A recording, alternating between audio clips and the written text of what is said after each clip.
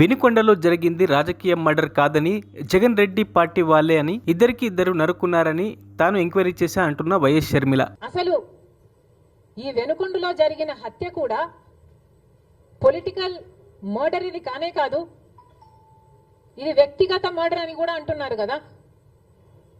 మేము ఏదో సాక్షి మీడియానో లేకపోతే టీడీపీ మీడియానో పట్టుకొని మాట్లాడడం లేదు.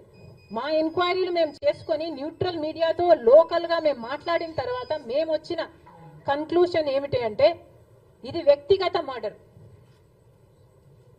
మొన్నటి వరకు కూడా హత్య చేసిన వాళ్ళు, హత్య గురైన వాళ్ళు ఇద్దరూ వైసీపీతోనే ఉన్నారు.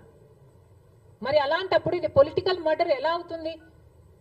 ఈ పొలిటికల్ మర్డర్ అని మీరు చెప్పి మీరు ఢిల్లీకి వెళ్ళి ధర్నా చేస్తున్నారా?